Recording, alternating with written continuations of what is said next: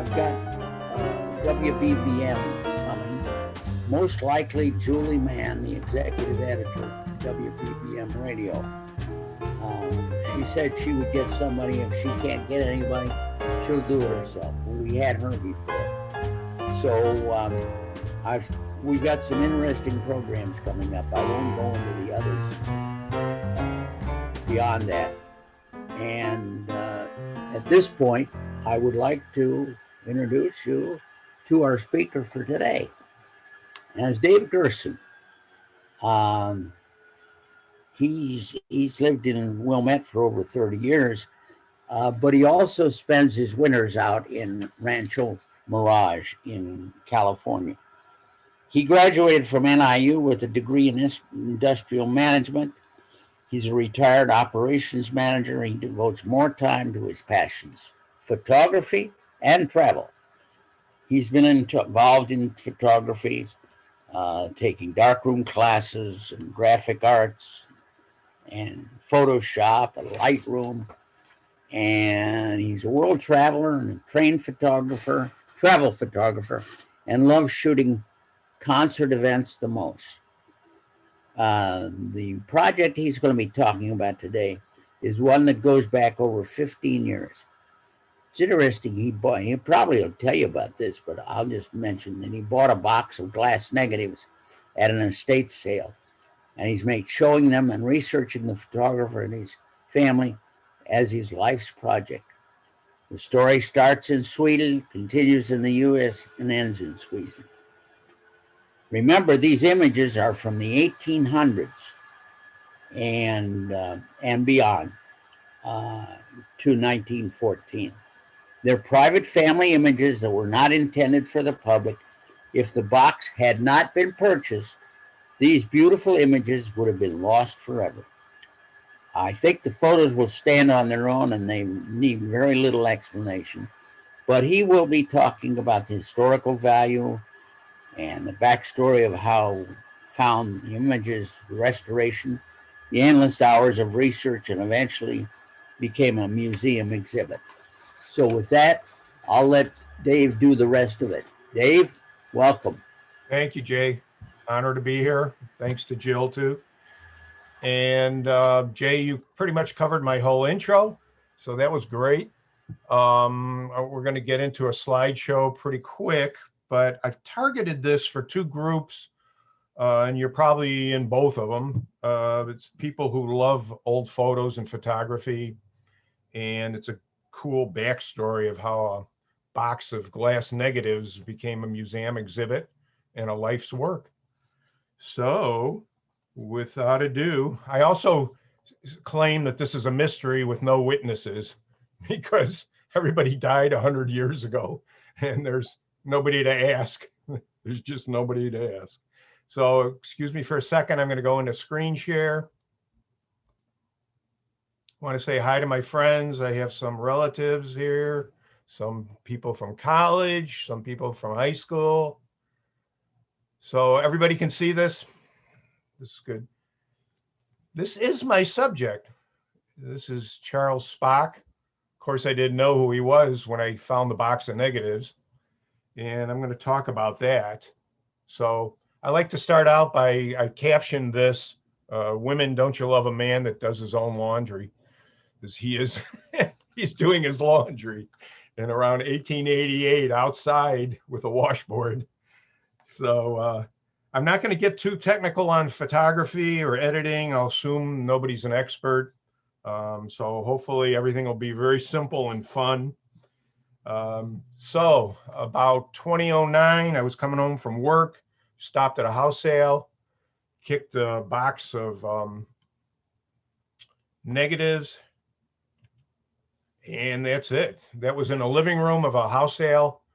I picked up a piece of glass from it, 5x7, kind of large, held it to the light, and I said, oh my God, there's an image on this.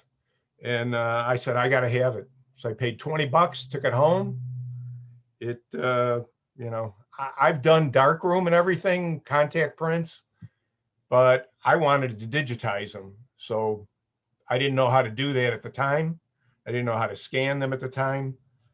It actually sat for about 5 years without anything. This is one of the pieces of glass with the images on there. This is an actual glass negative, 5x7. You're going to see this one again later. You're going to see a print of it. But look at that hole. I'm going to get back to that little hole there on the side there. Way back, photographers used to have to do what they called wet plates.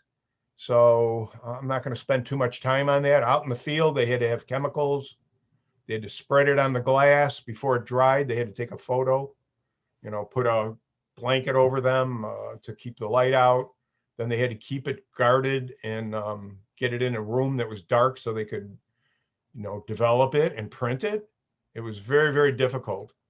So I noticed there were about 10 of these boxes, these plate boxes, and that's where the negatives were. There were about 10 in each. So I had over 100 negatives. It was pretty cool. This man was the one that revolutionized part of photography in the US. He came up with the dry plate, which is pretty much like we were doing before digital. The negative's got the chemical already on it. It's dry. You don't have to do anything special. You have to expose it, send it in for development. MAC came from England, and he did that here in the US. And it opened up photography for a lot of people. This was my big breakthrough after a couple of months searching around for, well, did I actually say that his name was on this box? I probably forgot. It says Charles E. Spaak here. So I had a name, Charles E. Spaak. I assumed that was the photographer. Didn't know anything about him. I found a biography, thank goodness. Because he was Swedish, because he was an engineer at the time, and because he was an immigrant, he ended up in a publication called Swedes in Illinois in 1908. So I actually got a lot of information from this. It shows how he came here when he was 20, 1885. He came from a wealthy family. He was trained in an engineering school, technical school, became a draftsman.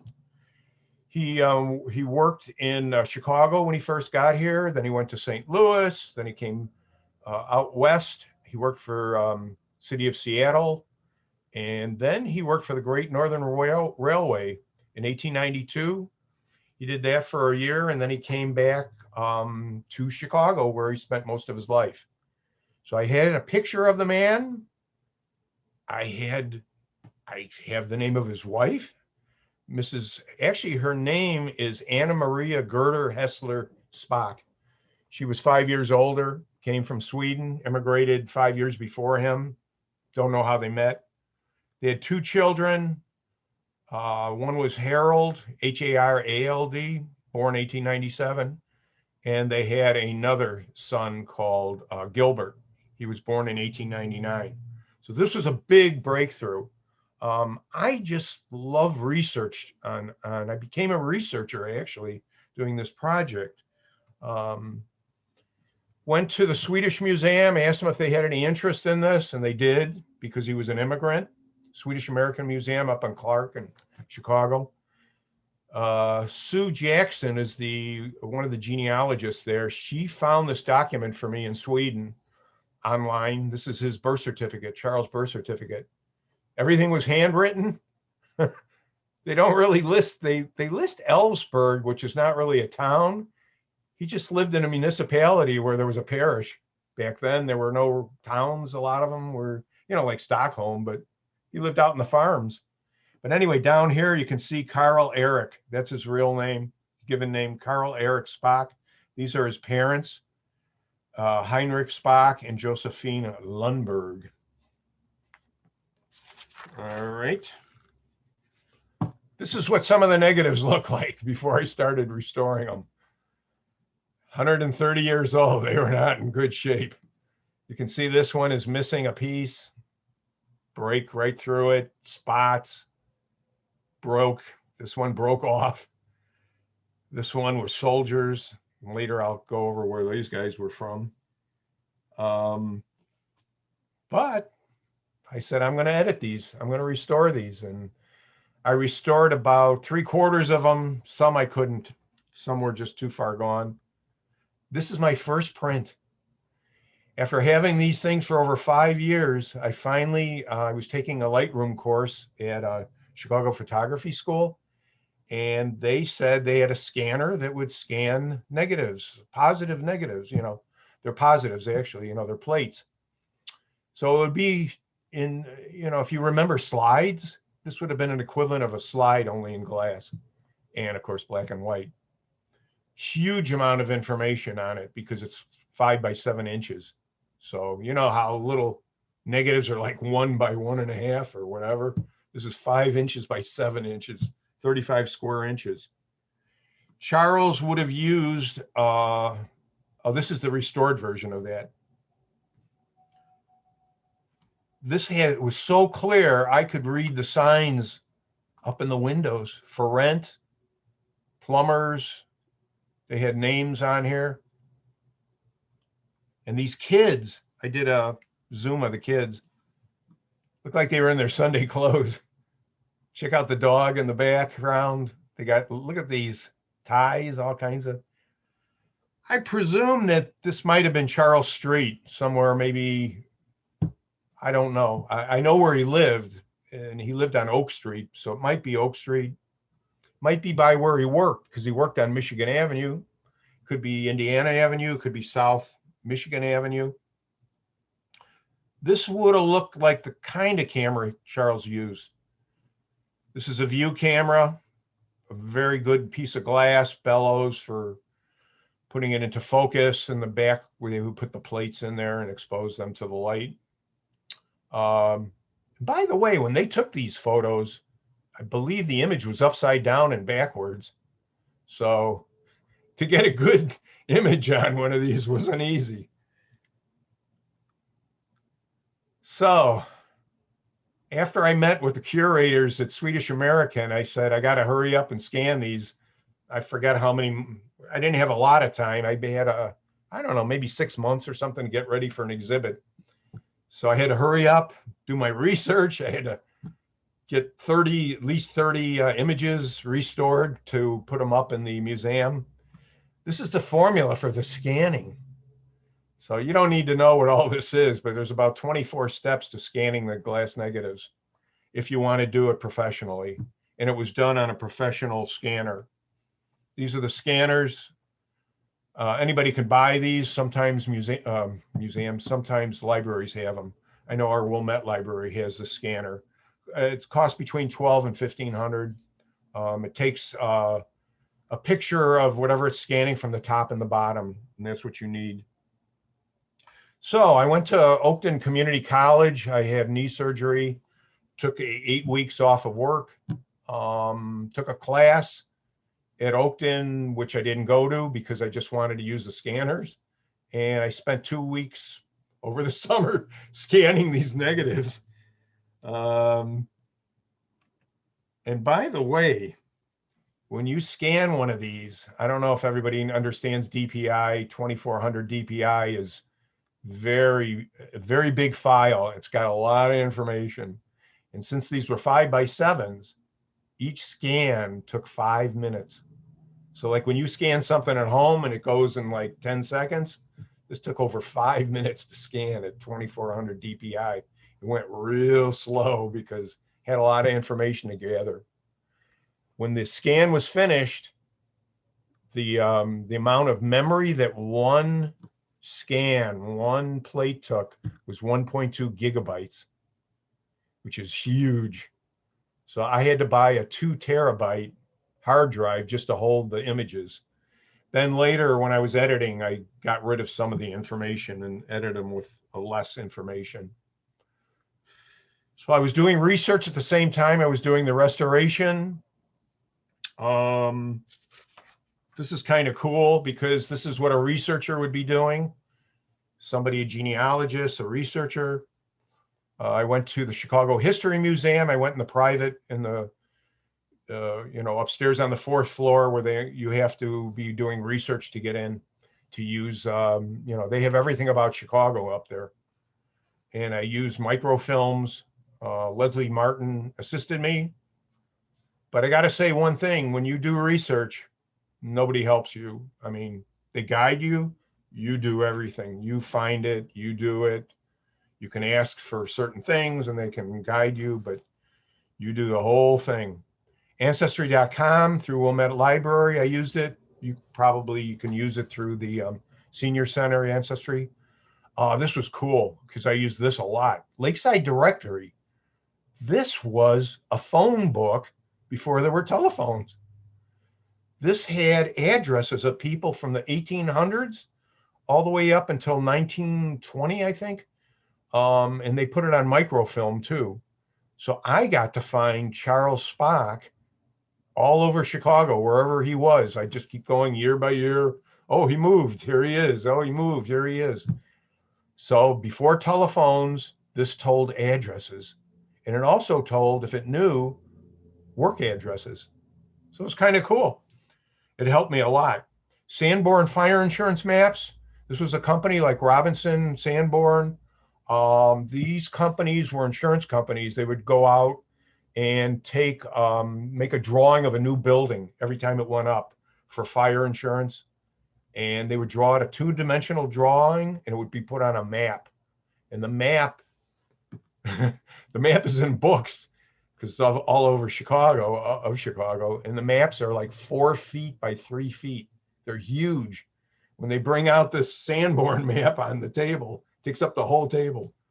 Anyway, you'll see one of those maps a little later.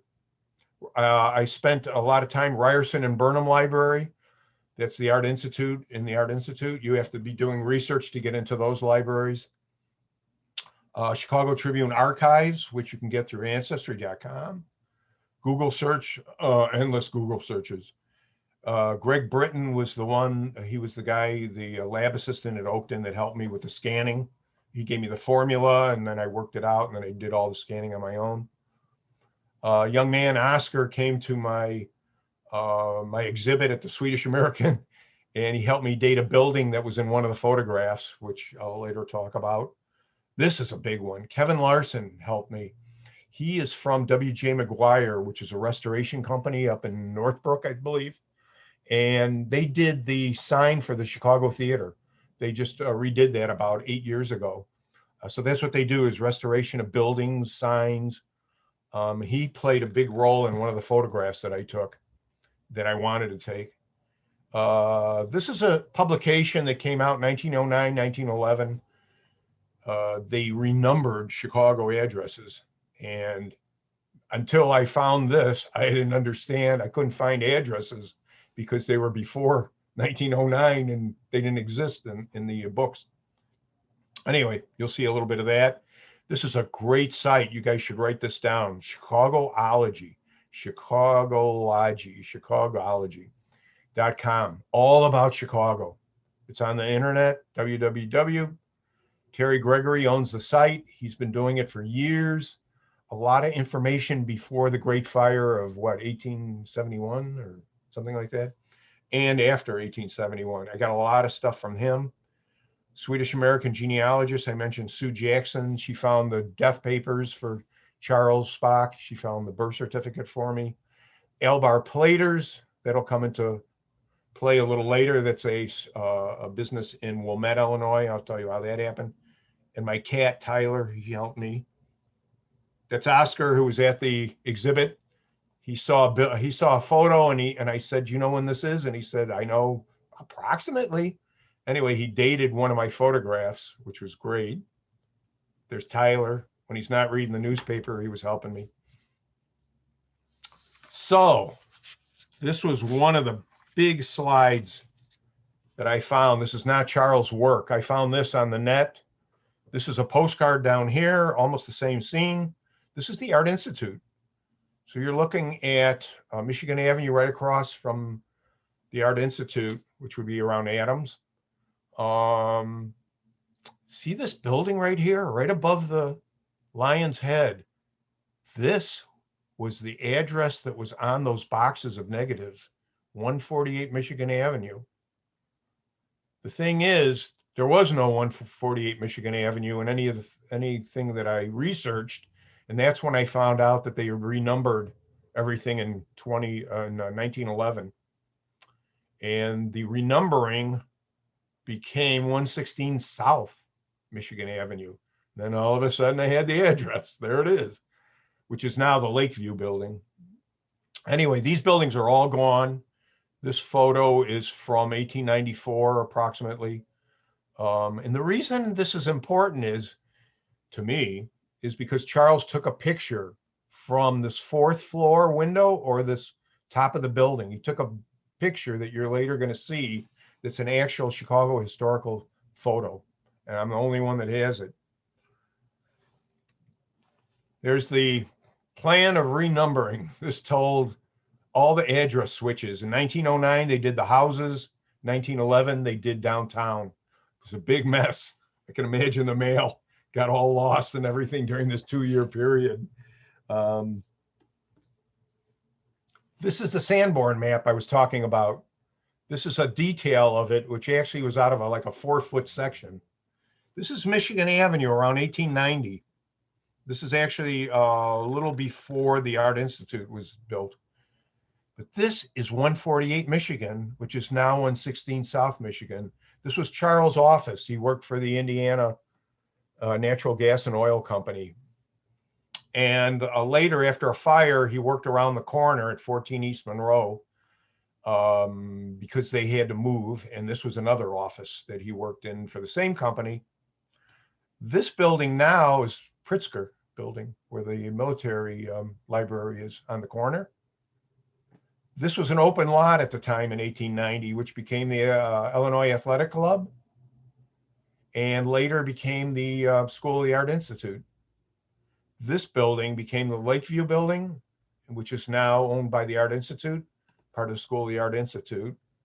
These buildings are all gone, and they comprise what the People's Gas Building was built in 1908, which is now National Louis University. I learned a lot of Chicago history, especially on Michigan Avenue. Here's another view of it, 3D view. This was Charles' office. This was obviously after 1893. And these are the other buildings that were exactly like in that photo.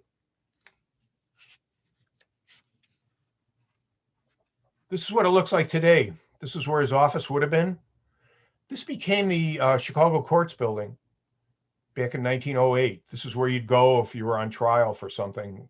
But look at how narrow it is. It's unbelievable.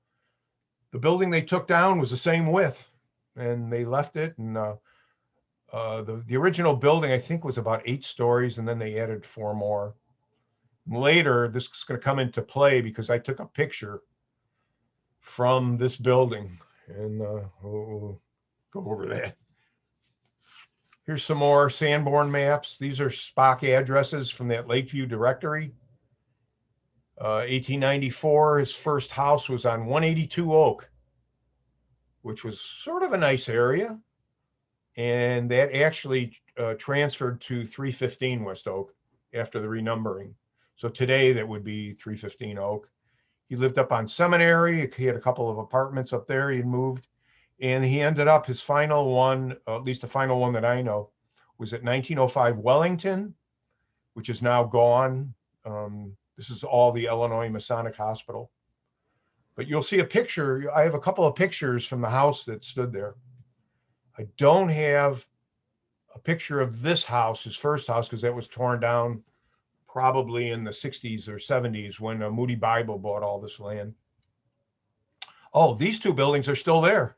They're 135 years old and they're still there. I went up and saw them. Those are my pictures. This is where Charles' first house stood. He would have been there in 1894. And it was right in here. And again, this is Moody Bible property. But I believe he moved because this is part of the Ravenswood L. This was put in about a year after he moved in. So this was all under construction. They tore all this apart. He probably couldn't live there. These are the programs. Some of you will be familiar with Photoshop CC. These are online photographs, Lightroom. These are what I did all the restoration of the negatives. This one was in pretty bad shape. Took me, I don't know, a couple of weeks to restore it. And I didn't work on them every day, all day, you know, hour here, 2 hours there. This is what it looks like after the restoration. These would have been in the parlor of Charles' apartment, or it could have been, this could have been his mother-in-law, and these could have been brother-in-law, sister-in-law. I don't know, but it's a beautiful picture. So in the restoration, this wasn't even there. I had to make up this whole area because it was broken off. And the big, remember the big crack went right through here. It was in two pieces. That's what it looked like, and that's what it ended up like. Here's the boys coming over to play with their guns. They brought over their shotguns to his apartment with loaded with bullets. See the bullets here? They got bear skins. Later in the background, you can see there's a painting, and that's done by Charles. He was a painter too, very talented. After the restoration, that's what it looked like. I gave it a little bit of a sepia tone, make it look a little rich. But it's a great photo. You see this guy's blurred? Yeah, remember these cameras, shutters were open 1, 2, 3 seconds sometimes. So anybody moved, it was blurred. That's the restoration. This one's interesting. This would have been up on, well, this had to be 1899. And the reason is because these are his children. This would have been Harold, who was born in 1897. And this would have been Gilbert, who was born in 1899. And he looks like he's maybe, what, 6 months old? I don't know. But anyway, so I say it's around 1899. These would all be friends. You're going to see this man in another photo. This guy's been in photos already. Some of these are in other photos. This man's in other photos. Interesting, though, Charles' wife is not in this picture. I don't know why. So I restored this photo, and you see the restoration here. But you see there was a gas lamp over here. It was blocking this man's face. So when I restored it, my teacher said, you know, you left the gas lamp in. Everyone's going to go to that and look at the gas lamp. So in the restoration, I took the gas lamp out and gave this man a new face. He has half a face here that wasn't there before. Just a little tidbit on editing. For anybody who's familiar with Photoshop, and again, we're not going to get into anything technical. These are about 10 different layers of editing. This photograph took about 40 different layers of editing. It took about a week to edit this. All this was blown out, was all destroyed on the negative. I had to make it all up. Soldiers. These are soldiers in Chicago. And I know that because you'll see some photos later that'll prove it. The quality is amazing, but look at the degradation of the. I could have left it like this, and I did, but I also restored it. And this is the restoration. You know, why take away from it when this is how it was intended to view? This is between Michigan Avenue and the lake. And we're going to go over that a little bit later. Here's again, before and after. Now, this is the first time I think you're seeing Gerda. Gerda is Charles' wife. Anna Maria Gerda Hessler Spaak. This is his painting from another picture. There's a cat. If you notice, there's a cat here. And a cat's face is blurred because, of course, how do you hold a cat? Here's a restored version. And again, everybody's stoic. Nobody's looking at the camera. By the way, there were no self-timers on cameras back then. So if somebody had to take this photo for Charles, he would have set it up, and maybe his brother-in-law was there, and they would have taken the photo. Before and after. There was so much degradation here, I had to cut it off a little bit, crop it out. This is interesting. This is probably Seattle when he was out in Seattle in the 1880s, 1888, when he was working for the Great Northern Railroad. You could see the water is all smooth because 2-3 second exposure. When you open it up, everything blurs. See these two guys? They're like right near the edge. But did you notice there are other people in the photo? And this is zoomed. This is already zoomed in. Look it up here. These are girls, young girls, older guys. I don't know what they were doing. There's 11 people in this photograph between these and these. 11 people. And they were very close to the edge. This is goofy. This is obviously when Charles was working for the railroad. You know, they were putting up trestles, they were putting up track. This is a blow up of this. This guy is holding an infant above on a trestle that's not even finished, and nothing between him and the water. So I don't know. It's like one of those, that Michael Jackson thing where he held the baby out the window. Okay, first historical picture for Chicago. This is dated. This one I know for sure because it's 1894. And I'll tell you why it's 1894. Does anyone know what street this might be? This is LaSalle Street in Chicago. This is Jackson running across. This little opening here is Adams. It's like a little alley, Adams Court or whatever. Look at this. You could read the signs. It's so good, the quality. And this building, out of all these buildings, is still there. You can hardly see it. You'll see it in another picture coming up. This is the original Board of Trade. It was built in the 1880s. And the reason why it's kind of historical is because of this. If you notice, there's construction going on up here. They're actually not constructing up, they're taking it down. There was a bell tower that went all the way up another 20 feet. And the traders were underneath down here trading in the pit. And there were parts of this tower were coming apart and falling down and where they were trading. And they said they had to keep jumping out of the way. I don't know if anyone ever got hurt. This building is a rookery, and that's the only building that's still on the street. These are the bank buildings now. And this is what it would have looked like before the removal of the clock tower. This is the Board of Trade. This is the rookery. This is that little alley over there. Charles took that picture that I just showed you right over here by one of these pillars. That was February of 1894. And the reason I know that is because it was in the newspaper. February 25th, they started construction, taking the bell tower down. And this I found in the Chicago Tribune. This is what it looked like after the removal of the bell tower. And of course, that building gave way in about 1920 to the building that's there now. This is the second historical photo that Charles took.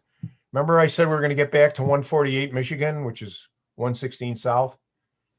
That was his office. I know for a fact that this picture is taken from his office because he had no access to any of the other buildings. He would have taken this from the roof. He would have taken this from fourth floor window. You know, the windows were open. Remember we saw the soldiers before? Here they are again. I have about 8 or 9 photos with soldiers in them. This was called Lake Park, right alongside the Art Institute. It ran from the Art Institute to 12th Street, where you see Central Station. Remember, we also take the IC from there.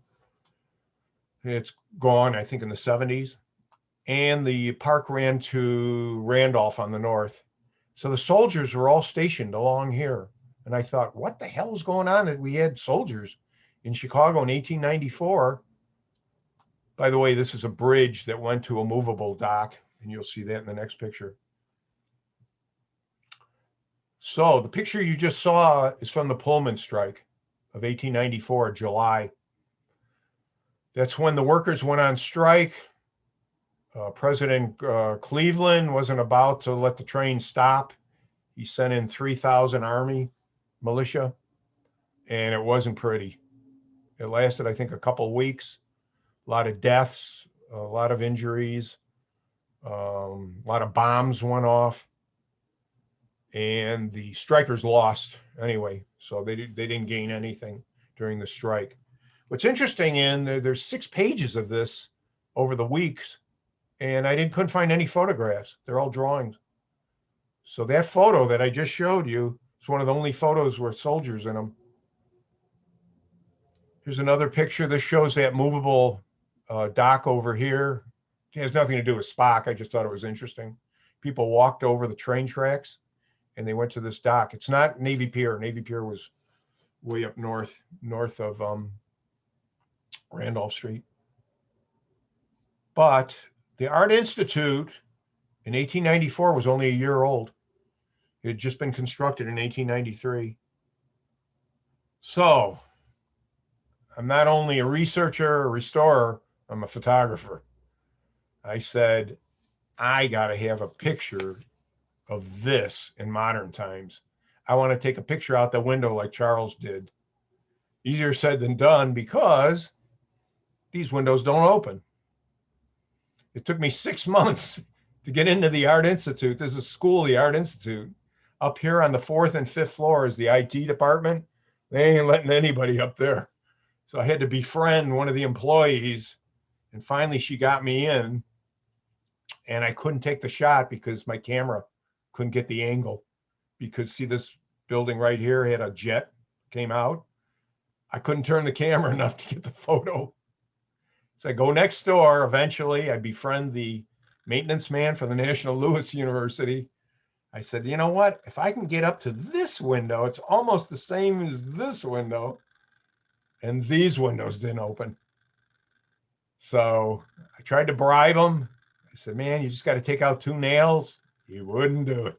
He said, it's against the law. You could go to jail if you open any of these windows, if anything fell on people below. So it took me a year. That's where Kevin Larson comes in. Kevin Larson is the owner of W.J. McGuire, the restoration company. It just so happened that Kevin Larson had bid on this job to restore this marble. So he came with all his stuff, and he was going up to the top of this, and over a year, they were going to restore this building. I met him on the phone. I gave him my pitch that I needed this photograph. And he said, look, eventually when we get to the area of where you want to be, I'll take the picture. My guys will take the picture for you. And I said, great. So 3 months later, he calls me. He says, you better get down here. We're going to move the scaffold. I run down there. And this was one of the guys that I was working with down there. They were going to go up and take the picture. But of course, I had a professional camera and they didn't know what to do. So he said, are you afraid of heights? And I said, no. And I am. He said, come on, we're going to suit you up. We're going to get you in a safety vest. Clip me to the, it's like a window washing unit that goes up the side of the building. Took me up to the 5th floor. So I was about 60 feet up on the outside of the building. And, you're on a wire. So you're connected to a wire that runs along it. Start taking pictures. Here's the lift right here. Here's one of the motors. The other motor's back here. I had to operate this thing because it takes 2 people to operate it. In case somebody croaks or something, you can't operate it by yourself. It'll go crooked. So we went back down to the 5th floor. I took over 100 photos, and this is what I got. So that's just my compulsion to get a photo that I really needed to get. I said, I got to get them. This is the 2 of them together. 1894, I don't know, 2017 or 2018, I guess. Changed a little bit. Look at this was a trolley, and I thought it was kind of cool because this bus was in the street at the same time, and they would be the same things. This one is a fire engine with horses. And of course, the soldiers. You might see some other soldiers in here. So this is kind of interesting. Again, nothing to do with Spaak. This is the Illinois Exposition Center. This was built around 1880. This is actually where the Art Institute stands today. It was a big, big building, bigger than the Art Institute, I believe. They had expositions there for mechanical, and they had a couple political things there. This is what it looks like. This is Michigan Avenue at Jackson, I believe. And Adams would be over here. And this is what came down. Charles' office was over here. This is what the inside looked like. So I'll get into some of the photos. This is the only photo that didn't have a negative. I don't know why. It was a positive. These guys that were in the other picture, this guy was in the other photo. He was in the other photo. He was in the other photo. Friends out having a picnic.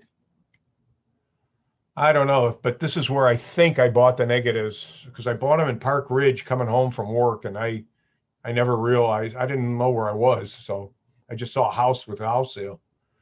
This is where Harold Spaak, this is Harold Jr. now. This is the son of, or the grandson of Charles Spaak. What happened was I found out later he was moving to a condo.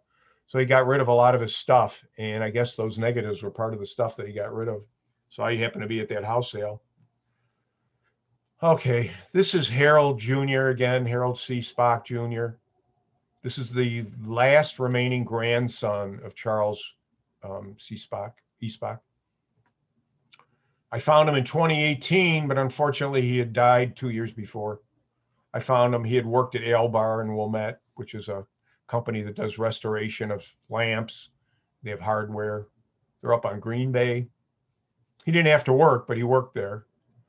And if I could have met him 2 years earlier, I could have gotten a lot of useful information. It's a poster from my exhibit. I finally finished everything, and in August 2018, we exhibited. It says October 28th, but it ran for 2 more months. I think it ran till December at the Swedish American Museum. People from all over the world came, a lot of Swedes. And it was interest to them because it was an immigrant that did well in Chicago. But the photographs, you know, this is what the exhibit looked like up on the second floor. You can't see everything, but these walls that are hidden have photos on them. These are the restored photos in frames. I framed everything. I framed 50 of them.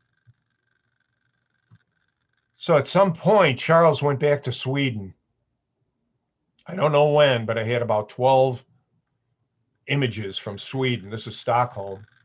This is the image right here. This building is that one that Oscar, that young man, he dated for me, because he said in 1906 this building was replaced.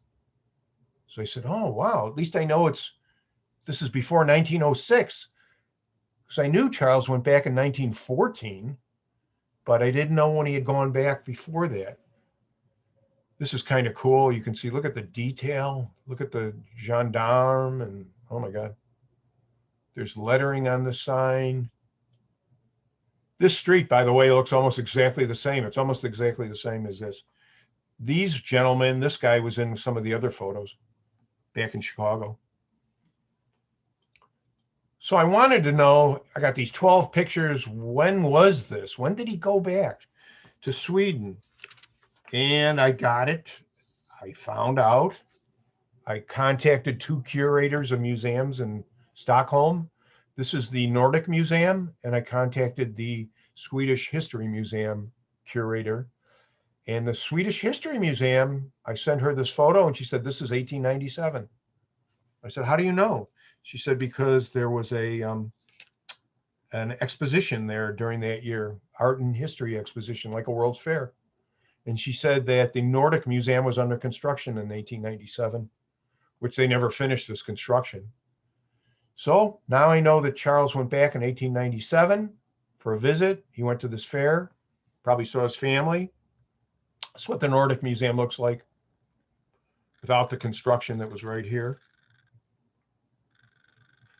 Charles left Chicago in 1914. He left his wife. He was in bad health. He was ill with, I'll tell you the death, what he died from. his son, Harold Sr., got an emergency passport to go to Stockholm with him. So they both went, and then Harold came back shortly after. I said, well, I know I got Charles' death certificate. He died in 1921. So he was there from 1914 to 21. I got to find out where he's buried. So I checked out all the cemeteries from Gothenburg all the way up almost to Stockholm, and I finally found his grave in a cemetery in Alingsås. Alingsås? By the way, there is I believe she's on this call right now. There is a relative of Charles Spaak watching this. Her name is Hannah Hoagland, and she's from Sweden, and we just touched base. She found me through my exhibit from the Swedish American, and we've just been corresponding for like a month now. And her great-great-grandmother was Charles' sister. So that's kind of interesting. So her relatives are buried in this Alingsås graves too. I believe her great-great-grandmother is buried with him, Charlotta, Ebba, and Maria Martina is buried next to Charles. You can't see the names on there. This is so old, from 1921. But his names are, you can read it if you blow it up. So he's buried with two of his sisters and some of his relatives. Charles died from myelitis. If anybody knows what that means, transverse myelitis. It's like a form of MS. It was inflammation of the spinal column. And eventually he became numb and he became paralyzed, I believe, from the waist down, maybe from the waist up. I don't know. There was no cure for it. He could not return to the US. He abandoned his wife. Gerda lived the rest of her life in Chicago and Wisconsin. I found her grave last year with her son Gilbert in Rose Hill Cemetery up on Peterson in Chicago. This is what Gerda would have looked like. Fancy. I even looked at these pictures because these must have been their relatives, maybe their parents.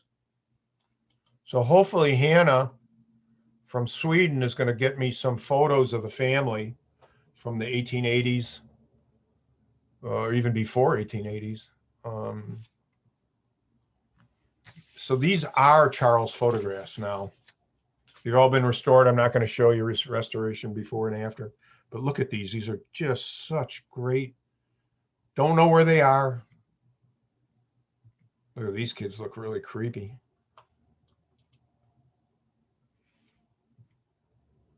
This is actually a photograph. This is when he worked for the city of Seattle.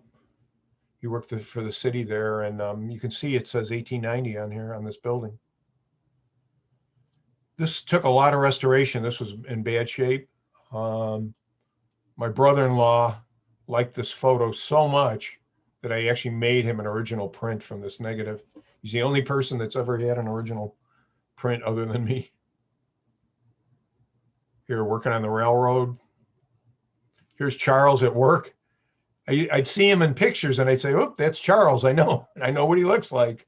You know, when you do the restoration, these people are in your face for hours and hours on a computer screen, on a large screen.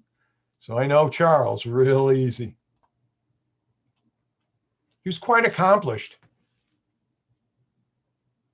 Might be Indiana. This was kind of cool. So I was restoring it. I was looking at it and blah, blah, blah. Finally, one day I realized Charles is in it. That's him down in the right corner. Look at all the marks on the negative. When you zoom in, that's how bad they are.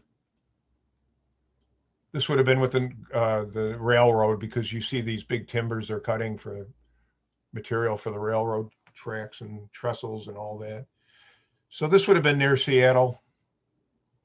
Here's back in the Chicago parlor. Now this, I believe, and maybe Hannah is going to help me with this, I believe since this is in his parlor, it had to be somebody important, somebody in his family. So I believe that this is his brother Axel, which I researched Axel too. Axel was 12 years younger, which seems feasible. They could be younger. He came to Chicago shortly after Charles. He came in around 1896.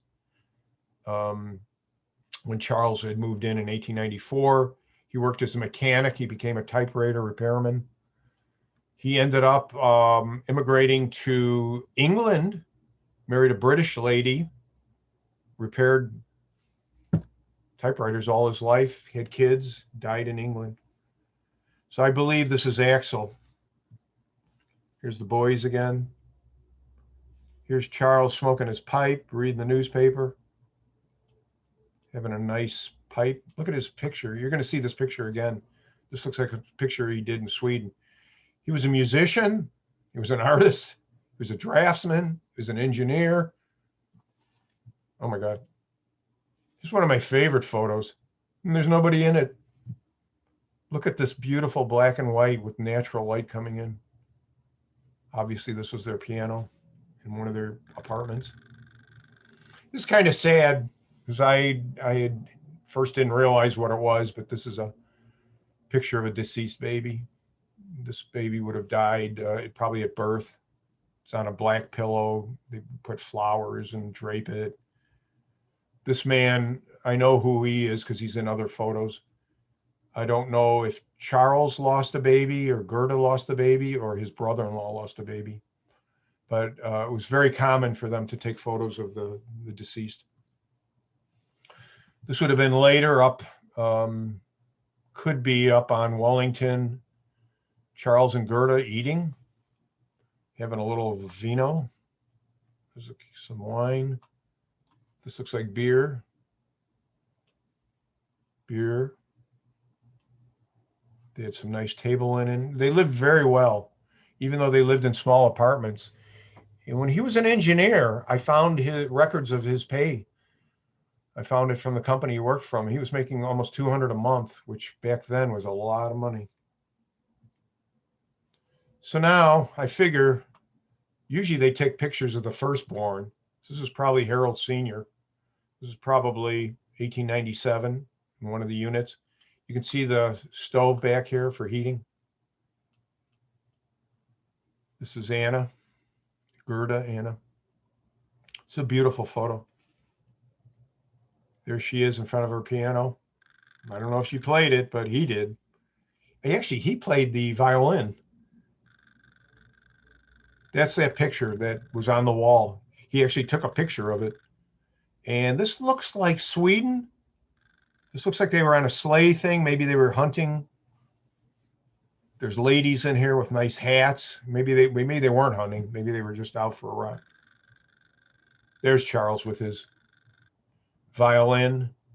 And I looked at these notes, and I used to play the clarinet. And this stuff, you had to know your music to play this, whatever it is. Here's the soldiers again. This time you can see the trains in the background, some of them. Look at this. These guys brought cannons with. Those army guys, they meant business. So, never knew where this was. I have about 20 photographs I never knew. This turns out to be Kokomo, Indiana. Kokomo is where the Indiana Natural Gas and Oil Company had another office because they were sending gas from Indiana to Chicago. Charles worked on Michigan Avenue, but there was an office here. This is the old court building in Kokomo. This is the office of the Indiana Natural Gas and Oil. It's on Railroad Avenue. I think these guys are in a picture coming up, but I'm not 100% sure. Charles obviously is taking the picture. This is what the gas plants would look like, where they manufactured and pumped natural gas. This is what one of them looked like. These are all Charles photographs, just beautiful photographs of inside. Now he was doing them for work, obviously. Here's another one. So he was responsible for the building of these plants here's one of his earlier works. This is his drawing. He was a draftsman. Everything was drawn by hand. He was very, very talented. Some of the boys. Now, again, I think Jay mentioned it. These pictures were not meant to be seen by the public. They're actually candids. But look, people are actually smiling in the 1880s. You never see them smile in pictures usually. And this next one is really funny. This guy's going to be in another picture. Look at this. So check out this guy's face. And he's looking at this guy who's tickling this girl's ear. Who would have thought that all that stuff was going on? This probably was the Kokomo office for the Indiana Natural Gas. This guy looks like it could have been today if his hair was a little different. Again, look at all the marks. Oh my God. And this is after I restored this. There's no end. You could restore it forever. This guy blurred, couldn't sit still, thinking about lunch. I love this one. Some farm in Indiana, maybe. Look at this gal's laughing back here. These guys are going to have chicken for lunch, chicken for dinner, chicken for breakfast. These kids are all dirty. It's a farm. Just beautiful, catching people. Look at this one with the dog. Oh my God. She's all dressed up, beautiful. Here's a nice portrait. This portrait. This is the one I showed in the very beginning, the negative. And I said, you're going to see the print. And this must be the foreman. These must be the workers. They would have been working on gas lines or whatever. He blurred, you can tell. But look at this. I left this in the restoration. Remember I said there's a little spot up there? It's like a bullet hole. Somebody was unhappy. There's a blurred one. Wasn't me. Look at this. It's beautiful. This lady who had to be of high status. I just realized the other day that this is a reflection of this guy's hair in the picture. These are from Sweden again. This is Burger Jarl Square, which is still there today. It looks exactly like this. The wharf. I believe this was taken in Sweden, and these are two of Charles' sisters, because why would they be in the picture? So he had three sisters. I don't know which ones they are. I don't know if Hannah's ever seen this. This would have been up on Wellington. This would be Gilbert, the younger. So he would have been in his teens right here. He would have been 14 or 15. This is in their backyard. Here he is with the family cat, another cat. This is another picture with the two boys. This would have been Harold Sr. This would have been Gilbert. They only had two children. Harold had children, but again, the last one died in 2016. Gilbert had none. He got married, but he never had children. This, I believe, is the last picture of Anna Gerda. This would have been 1914. She would have been 55 years old. She was born in 1865 during our Civil War. You can tell that I'm pretty sure this was her in her apartment. She lived alone till she died. And these are the last two. I'm a graphic artist too, so I had to show you a couple of my pieces of work. So you see a beautiful field here, and you see this nice dragonfly.